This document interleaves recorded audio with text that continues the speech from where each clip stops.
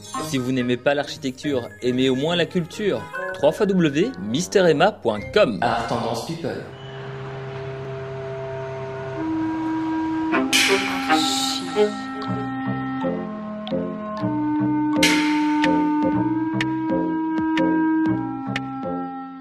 Bonjour et bienvenue dans Archi Urbain, l'émission qui vous parle d'architecture et d'urbanisme à Bruxelles. Je suis en compagnie de Stéphane Buffetot. Bonjour Stéphane. Bonjour Emma. Tu vas bien? Très bien. Tu t'es levé un peu tôt ce matin? À 6 h du matin, oui. Bon, parce que Stéphane vient de Versailles, près de Paris. C'est le président de la section transport et énergie, c'est ça, du Exact. Comité économique et social européen. Très bien. Je connais bien Delson. Oui, hein. Ouais. D'ailleurs, c'est l'arrière du bâtiment qu'on voit ici. Oui. C'est déjà une façade fort intéressante, mais il a d'autres points, ce bâtiment. On a des plantes à l'avant. Ça sert à quoi, ces plantes? Les concepteurs ont voulu à l'époque que ce soit le bâtiment le plus durable possible, et donc les plantes servent à la fois à masquer quand il y a trop de soleil et à créer une atmosphère en plus je peux dire, végétale par définition. On va un peu faire le tour de cet étage, on est au dernier étage. Et si je suis ici, c'est parce que tu voulais me parler d'un livre que vous avez édité. C'est plus qu'un livre, hein. C'est un glossaire, c'est un dictionnaire. Exactement. Mais c'est également un site internet. Alors on va commencer par le volet papier. Est-ce que tu peux montrer déjà de quoi nous allons parler? Alors voilà le petit bouquin.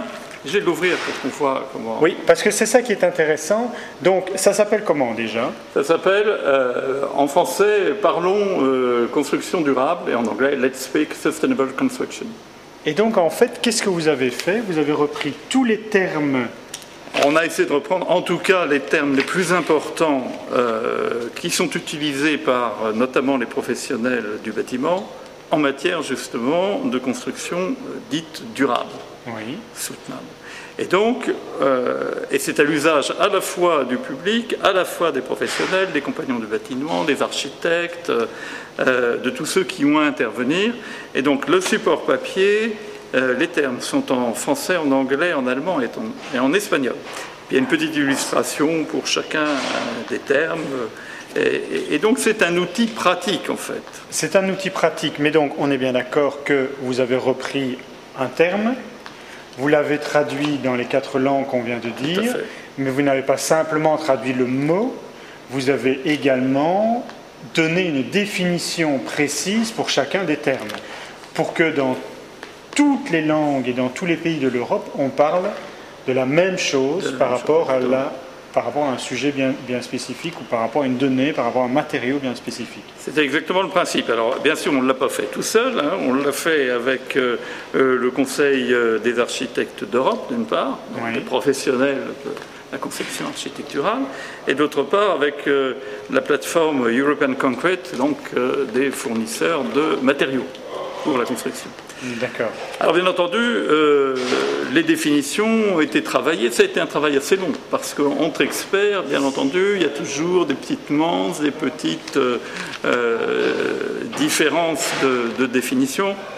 Je dirais qu'en gros, ce sont les définitions communément admises pour chacun des termes qui sont employés.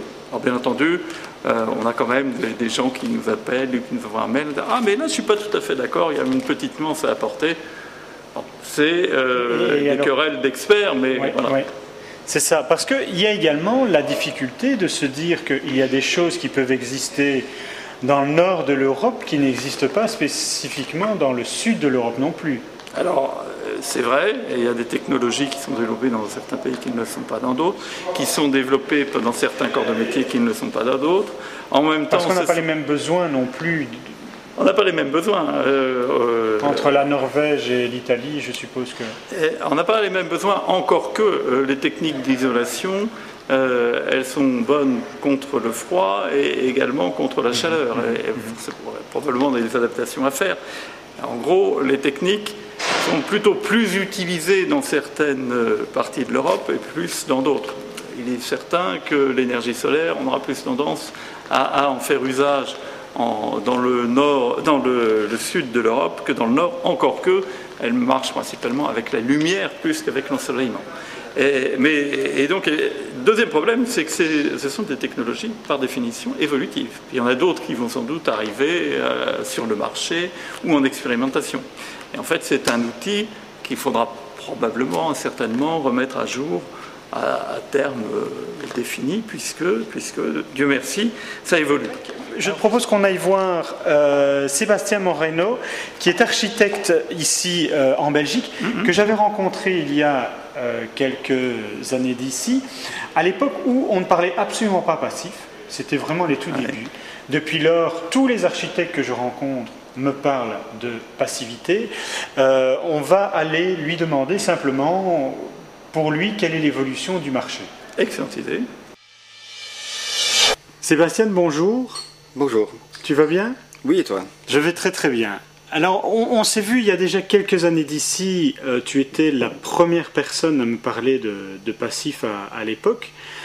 Aujourd'hui, les choses ont vraiment bien changé. D'ailleurs, depuis notre entrevue, notre première entrevue, tous les architectes me parlent de passif, j'ai l'impression que c'est la chose à la mode. Alors, est-ce que c'est toujours à la mode ou est-ce que maintenant c'est vraiment devenu quelque chose d'évident? Disons que c'est vrai que depuis 3 ans, plus ou moins, on voit que le passif devient tout simplement un mode constructif qui commence à percoler un peu partout. Il y a 3-4 ans, il y avait peut-être 2 projets passifs, dont un c'était le nôtre. Oui. Aujourd'hui, il y a presque 250 000 m² à Bruxelles en passif. Oui. Et on vient à l'époque, on était à moins de 25 000 m². Maintenant, on en a 250. Voilà, donc il n'y avait rien. Il y avait une maison et un immeuble du bureau, c'est tout. Donc ça a vraiment explosé. C'est vrai, je me souviens. C'est le délire, franchement, c'est le délire. Le délire va jusqu'à ce que le gouvernement bruxellois vote une loi pour obliger toute nouvelle construction, rénovation, agrandissement et autres en passif à partir de 2015. Oui, en fait, quand on voit ce qui s'est passé depuis 3-4 ans, notamment avec cet incident qui s'appelle les bâtiments exemplaires de la région bruxelloise, on a vu qu'il y a eu, je sais pas, il y a eu peut-être 150 à 200 projets qui ont été introduits dans ces bâtiments exemplaires. Plus de la moitié étaient passifs. Et on a vu aussi que les demandeurs venaient de tous bords différents et toute affectation différente. Alors on avait des petites maisons, des petites vérandas, etc.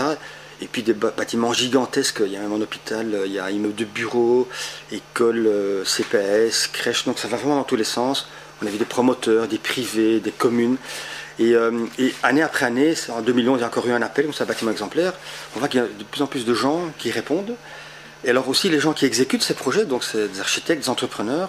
La plupart n'ont jamais eu aucune expérience, tout comme nous on n'en avait pas non plus, et ils y arrivent tous en fait. Donc du coup, fort de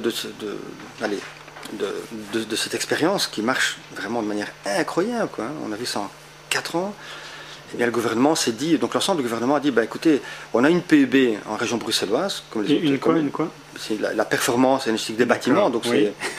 C'est une réglementation. Eh bien on s'est dit, on va l'amender pour que dans 4 ans, eh bien, on arrive à des critères qui sont un peu plus forts qu'aujourd'hui, qui est le passif, donc isoler juste un peu plus. Donc voilà. Alors c'est marrant parce qu'on peut voir des courbes comme ça où on voit l'énergie, comment est-ce qu'on appelle ça, les émissions de CO2 dans toute la région. Qui diminue fortement depuis qu'on construit du passif. Oui, depuis 4 ou 5 ans, ça c'est incroyable, c'est un graphe qui est hallucinant. Quand on voit la région bruxelloise où on avait les taux de CO2 qui augmentaient depuis toujours, donc depuis 1992 jusqu'à 2004-2005, ça augmente, et depuis 2006-2007, on voit qu'il y a une descente, donc on était à plus 12% par rapport à 1992, et maintenant on est à moins 20%, donc de plus 12, on est redescendu à moins 20, donc on est presque moins 10. Oui. Avec une politique de ce gouvernement qui a été reconduit une deuxième fois, qui est une politique très forte en énergie, et surtout pour les bâtiments neufs. Donc on voit que ça porte ses fruits de manière assez spectaculaire. Ça, c'est étonnant de voir comme ça marche. Alors les Allemands ont souvent été très en avance au niveau du passif, mais aujourd'hui, avec la nouvelle loi passée par le gouvernement bruxellois, on voit que Bruxelles devient une référence européenne. Et les différents pays viennent voir Bruxelles en se disant qu'est-ce qui se passe, Alors ça aussi c'est tout à fait nouveau, c'est un peu inattendu encore une fois, mais on a eu récemment une visite d'Allemands qui venaient de Fribourg. Donc d'habitude tout le monde allait à Fribourg pour voir le quartier de Vauban, et puis ils sont venus me demander mais qu'est-ce que vous faites ici, c'est sympa, merci. Ils disent oui mais vous faites passif, allez, tellement bon marché, comment est-ce que vous faites? Et puis c'est vrai que vous avez voté, que tout le district, donc toute la région, on dit, bah oui, écoutez, bah voilà, regardez comment ça se passe. Et puis quand il voit le taux de croissance, il dit, ah bon, mais enfin c'est dingue. Et donc aujourd'hui, hein, cette histoire, qui est connue hein, depuis 7 ans maintenant, ça fait un buzz dans les milieux de l'énergie, mais partout. Donc là, il y a une semaine j'étais à Moscou, il y a un mois c'était à Londres, en France c'était pareil, on en parle en Allemagne. Donc un peu partout, cette région comme ça qui bascule, hein, qui prend un peu les devants en fait par rapport. Il n'y a encore aucune région qui a voté, c'est en Europe. Hein. Ça fait vraiment un buzz incroyable dans les milieux, quoi. Donc ça c'est nouveau. Stéphane, je te propose que nous nous quittions ici en rappelant quelques informations. Donc si tu peux remontrer le livre, si vous désirez commander le livre, parce qu'il est distribué gratuitement. Il est distribué gratuitement, il faut s'adresser simplement... Il faut envoyer un mail à ten, T-E-N, @eesc.europa. Je ne sais pas, EU. Ah bah oui, on est à l'Europe. Voilà, et il a bien appris sa leçon. Et donc il est disponible pour tous ceux que ça intéresse gratuitement.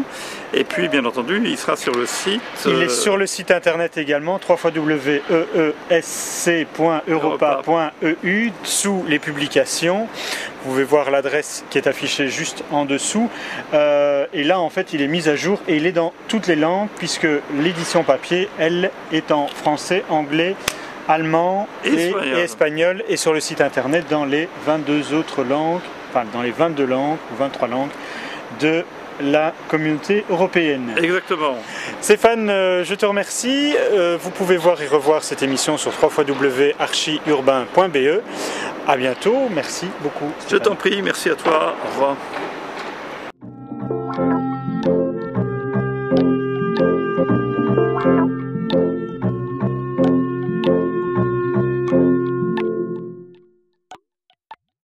Si vous n'aimez pas l'architecture, aimez au moins la culture.